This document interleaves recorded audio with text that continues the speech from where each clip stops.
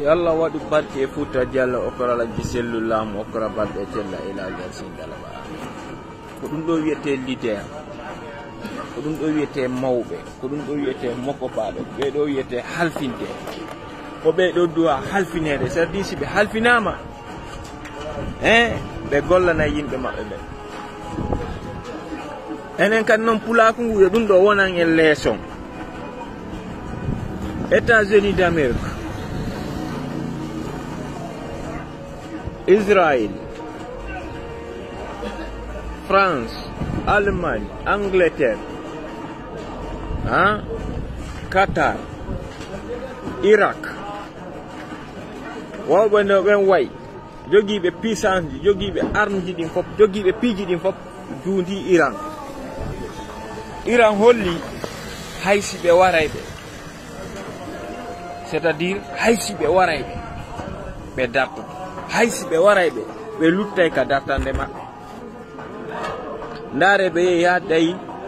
capacité Iran on dole le Iran jogi den be sous-estime be habe ko dire ma be yi ko be do jogiti ko be do ko wayi kon si be fijiribe c'est-à-dire be lannay fi Israël. Parce que si nous continuons de détruire Israël, quand on voit les domaines, goto mayali ko blessé pour yimpe teme enjowo mayi ende Israël. Kono wo le take. Est-ce qu'on comprend? Wo le take. Ko be c'est-à-dire ay minter israélien be ben. Noari hay média ji inter maji di étranger ji di be ala jabde man couvre. Est-ce qu'on comprend? Dare do États-Unis wadiko hanking Iran kon wadi be avertis Qatar be avertis Kuwait be avertis Iran be avertis nokel bi dare hanking nder duwa capital Qatar ngal panique wanno fo lawi be addi tumaji mabbe din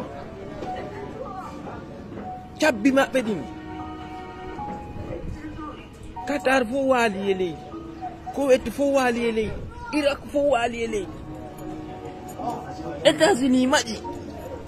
adana la Israël ka bombujere woni futtube do e dum do wona en leçon de vie o victimisation ko watten do innen enen en gaynata lagi ne fo no jundude iden sali dartade fo no jundude mawbe membe no hawtidi e imamu membe e makko babe membe c'est-à-dire en ala leader jo ardo miji itta en on impiji don fo depuis en 1958 ko yimbe memben darato habe e bonnam fima depuis en 1958 depuis tan jallo teli en bari jawade wawbe no way ha hande en gollay ha hewten ka dumannato den tum be utiliser yimbe men ben bonnana en fu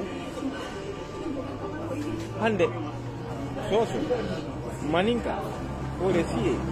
tisi landuma toma gerje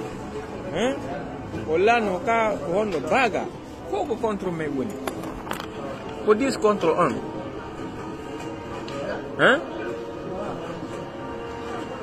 e ore kadi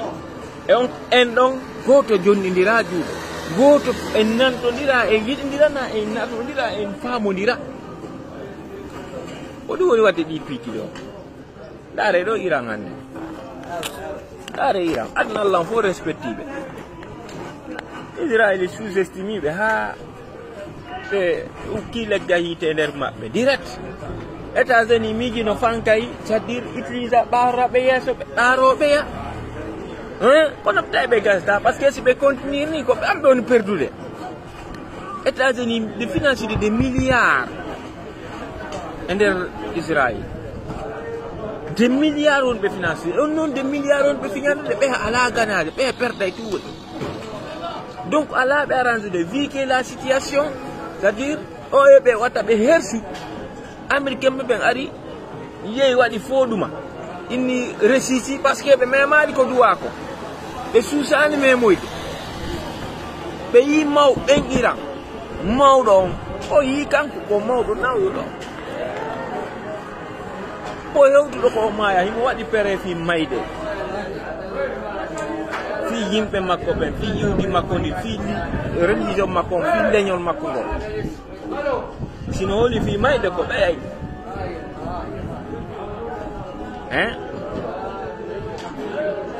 amma noon ɗum ɗo joni tawi meɓɓen leese o ndewi anani hande puissance no wolede ko Iran adnallan fof jundiɓe kono gasali kon tawtali ɓe on ko Russie e Ukraine ko Russie e Chine on tawtali Israël kono adnallan fof jundiɓe puissance ji ɗin fof jundiɓe ɓe woni ka ɓe won ɗo wara ɓen généraux ji wara ɗin e nder to Israël wowletake hoore chef ji service ji maɓɓe ɗin fof militaire on fof ɓe a lanciti fof e fof ɓe lanni fima d' abord e pirage de systéme ji maɓɓe ɗin ko systéme ji maɓɓe ɗin ɓe utilise piiji maɓɓe ɗin ɓe utilise Iran kon Israël kon sakkitori hay joni dala ɗuma hanki kon yogo liɓa ɗuma ka yite ka prison maɓɓe c'est à dire joyi ɓe acciti prisonnier ɓen ɗo wonta contre régime ko ɗum ɗo waɗi hay ko prison on ɓe sakkiti bombude ka par ce que ɓe liɓi to ha ɓe ronku jere ma ɓen goto waɗantama de ko waɗanta hoore ma sa wakkilike tun Allah wallete